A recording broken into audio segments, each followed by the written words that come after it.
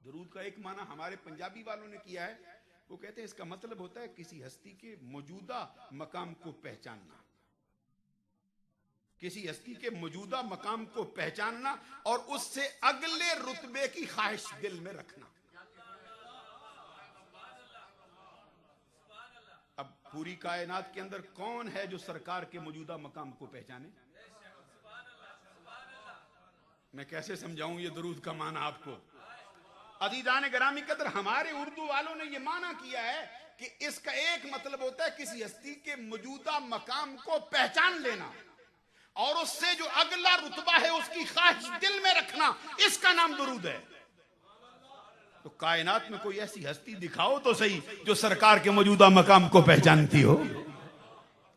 اور میں سمجھتا ہوں کہ شاید اس مفہوم کو غالب نے بھی بخوبی سمجھا ہے۔ غالب ثنائے خواجہ بیزداں گذاشتے، غالب ثنائے خواجہ بیزداں گذاشتے، کاں ذات پاک مرتبہ دان محمد است۔ عزیزان گرامی قدر، جب سرکار خود فرمائیں یا ابا بکر لم یعرفنی حقیقتاً غیر ربی، ابو بکر تیرے پیارے محبوب کی حقیقت کو سوائے تیرے رب کے کوئی بھی نہیں سمجھ سکتا۔ عزیزان گرامی قدر، جب حقیقت کو کوئی نہ سمجھے تو اس کے اوپر جو رب ذوالجلال کا فضل ہو، اس پر وہ درخت جو تناور ہو جائے، جب اپنی آخری حدوں کو چھونے لگے، پھر اس مقام کو پہچاننے کا دعویٰ کون کر سکتا؟ میں عرض کر رہا تھا وَإِذَا نُسِبَتْ إِلَى اللَّهِ تَعَالَى يُرَادُ بِهَا الرَّحْمَةُ الْكَامِلَةُ، جب اس درود کی نسبت اللہ کی طرف کی جائے تو معنی رحمت کاملہ کا۔ کیا مطلب ہے؟ رب ذوالجلال اپنے نبی پر رحمتیں نازل کرتا ہے، اپنے نبی پر رحمتیں نازل کرتا رہتا ہے۔ یا پھر اس کا معنی یہ ہوتا ہے کہ رب اپنے فرشتوں میں اپنے نبی کی ثنا کرتا رہتا ہے، اس کی تعریف کرتا رہتا ہے، جس طرح کہ قرآن کہتا ہے وَرَفَعْنَا لَكَ ذِكْرَكَ، یہ درود ہے رب کا۔ وَرَفَعْنَا لَكَ ذِكْرَكَ، یہ درود ہے وَمَا أَرْسَلْنَاكَ إِلَّا رَحْمَةً لِلْعَالَمِينَ، یہ درود ہے وَالضُّحَىٰ وَاللَّيْلِ إِذَا سَجَىٰ، یہ درود ہے وَلَسَوْفَ يُؤْتِيكَ رَبُّكَ فَتَرْضَىٰ۔ عزیزان گرامی قدر، جب نسبت رب کی طرف ہو تو معنی پڑھنے کا نہیں، معنی رب کی رحمت کے اترنے کا ہے۔ رب نے اتنی رحمتیں اتاری ہیں، جب سے رب ذوالجلال جب سے ہے جب تک رہے گا، ہمیشہ سے ہمیشہ تک اپنے نبی پر وہ رحمتیں نازل کر رہا ہے۔ یہی سبب ہے کہ جس پہ اترتی ہیں اس کو بھی مجسم رحمت بنا کے رکھ دیا ہے۔ وَإِذَا نُسِبَتْ إِلَى الْمَلَائِكَةِ يُرَادُ بِهَا الْإِسْتِغْفَارُ فَمَعْنَا قَوْلِهِمْ الَّذِينَ يَحْمِلُونَ الْعَرْشَ وَمَنْ حَوْلَهُ يُسَبِّحُونَ بِحَمْدِ رَبِّهِمْ وَيُؤْمِنُونَ بِهِ وَيَسْتَغْفِرُونَ لِلَّذِينَ آمَنُوا رَبَّنَا وَسِعْتَ كُلَّ شَيْءٍ رَحْمَةً وَعِلْمًا فَاغْفِرْ لِلَّذِينَ تَابُوا وَاتَّبَعُوا سَبِيلَكَ وَقِهِمْ عَذَابَ الْجَحِيمِ رَبَّنَا وَأَدْخِلْهُمْ جَنَّاتِ عَدْنٍ الَّتِي وَعَدتَّهُمْ وَمَنْ صَلَحَ مِنْ آبَائِهِمْ وَأَزْوَاجِهِمْ وَذُرِّيَّاتِهِمْ إِنَّكَ أَنْتَ الْعَزِيزُ الْحَكِيمُ۔ قرآن سن کے بھی ذرا سبحان اللہ۔ میں نے عرض کیا جب اس کی نسبت فرشتوں کی طرف کی جائے تو پھر معنی وہ نہیں رہتا کہ فرشتہ بھی رحمت نازل کرتا ہے۔ جب فرشتے اور رب کا درود ایک ہوتا ہے، خدا کی قسم زمین و آسمان سے بھی زیادہ اس کا فرق ہے۔ رب ذوالجلال کی طرف نسبت ہو تو معنی رحمت کے اترنے کا ہے، معنی رب ذوالجلال کی اپنے محبوب کی صفت و ثنا کرنے کا ہے۔ جب اس کی نسبت فرشتوں کی طرف ہو جائے تو پھر معنی یہ ہو جاتا ہے کہ فرشتہ نبی کے لیے نہیں، نبی کی امتیوں کے لیے بخشش کی دعائیں کرتا رہتا ہے۔ شاید میں سمجھانے پہ قادر نہیں ہو سکا ہوں حضرات۔ اب جو فرشتہ درود بھیجتا ہے، محققین علماء کے کہنے کے مطابق اس کی ایک قسم یہ ہے کہ فرشتہ نبی کے گناہگار امتیوں کے لیے بخشش کی دعائیں مانگتا رہتا ہے، جس طرح کہ قرآن کا کہنا ہے الذین یحملون العرش ومن حولہ، اللہ کے وہ فرشتے جنہوں نے رب ذوالجلال کا عرش اٹھا رکھا ہے، یحملون العرش ومن حولہ، اور وہ فرشتے جو اس کے ارد گرد طواف کر رہے ہیں۔ اللہ کا عرش اٹھانے والے، اس کے عرش کے ارد گرد طواف کرنے والے، ان فرشتوں کی ڈیوٹی کیا ہے، کیا کرتے ہیں؟ یسبحون بحمد ربہم ویؤمنون بی، ان کا پہلا کام تو یہ ہے کہ اپنے رب کی تسبیح کرتے ہیں، اپنے رب کی حمد کرتے ہیں، اس کی ذات پر ایمان لاتے ہیں، اس کی ذات پر یقین رکھتے ہیں۔ اس کے بعد ان کا کوئی کام نہیں، پھر یہ کرتے ہیں یستغفرون للذین آمنوا، ایمان والوں کے لیے بخشش کی دعائیں کرتے رہتے ہیں۔ تو پھر ان فرشتوں کا ایمان والوں کی بخشش کی دعائیں کرنا، یہی فرشتوں کا درود ہے جو نبی کی بارگاہ میں پیش کیا جاتا ہے۔ اور وہ دعا کیسے ہوتی ہے؟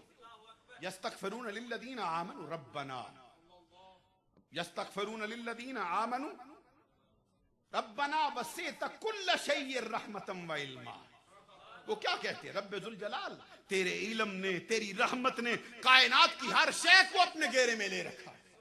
تیری رحمت ہر شے پر وسیع ہے، تیرا علم ہر شے پر وسیع ہے، تیرا فضل ہر شے پر وسیع ہے، تیرا کرم ہر چیز پہ بھاری ہے۔ ہم تیری بارگاہ میں دعا کرتے ہیں فاغفر للذین آمنوا، فاغفر للذین تابوا، رب ذوالجلال ان ایمان والوں کو بخش دے جو تیری بارگاہ میں اپنے آپ کو توبہ کے طور پہ پیش کرتے ہیں۔ اور صرف ان کو نہ بخش، واتبعوا سبیلک، اور ان کی پیروی میں جو ان کے راستے پر چلتے آئیں ان کو بھی بخش کر جنت میں داخل فرما۔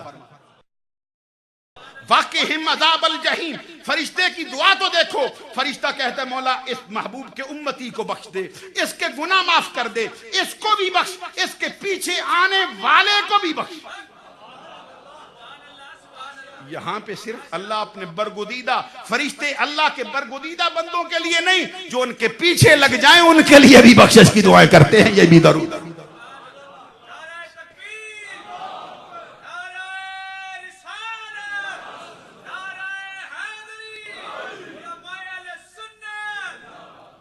واقعہم عذاب الجحیم، وہ فرشتے کہتے ہیں مولا ان کو دوزخ کے عذاب سے محفوظ رکھ۔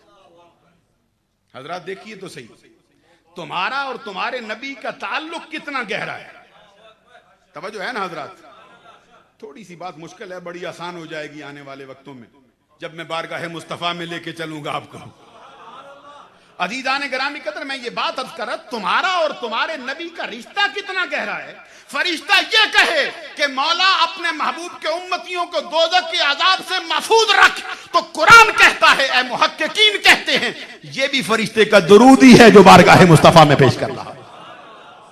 اگر فرشتہ کہے کہ مولا ان کو دوزخ کے عذاب سے بچا تو پھر یہ درود مصطفیٰ کہلاتا ہے۔ اگر سرکار کا امتی کہہ دے مولا ان کو بخش دے تو پھر یہ درود مصطفیٰ کیوں نہیں کہلاتا؟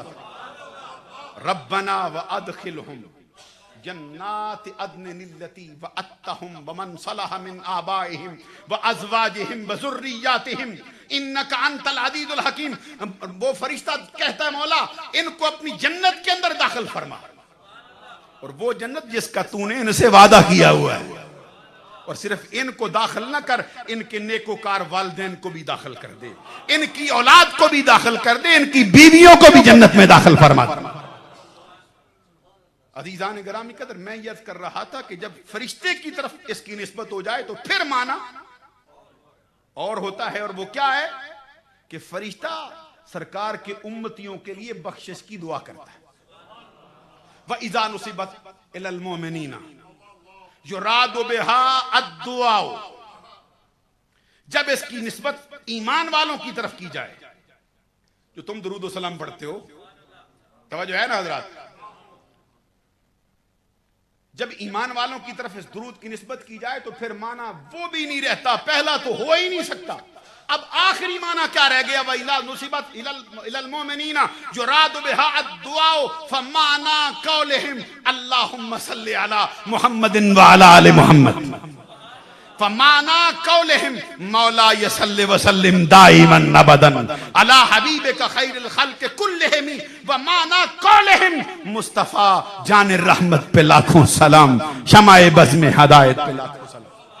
جب اس کی نسبت ایمان والے کی طرف کی جائے تو پھر اس کا معنی نہ پہلا رہتا ہے نہ دوسرا رہتا ہے، بلکہ اس کا معنی پھر پہلے کی طرف طرف لوٹ آتا ہے. یہ بندہ جو ہے یہ درود جو پڑھتا ہے اس کے اپنے دامن میں تو کچھ ہے نہیں, یہ تو بے سر و سامان ہے, خالی ہاتھ ہے. جس طرح نوری صاحب کہتے تھے کہ میرے پاس تو وہ مصر والی عورت والی اٹی بھی نہیں ہے, اب میں خالی جولی لے کر آیا ہوں. رب کہتا تو خالی لے کے آ جا, محمد کے صدقے سے ہم کو اس کو اپنے نور سے بھر کے واپس لوٹا دو.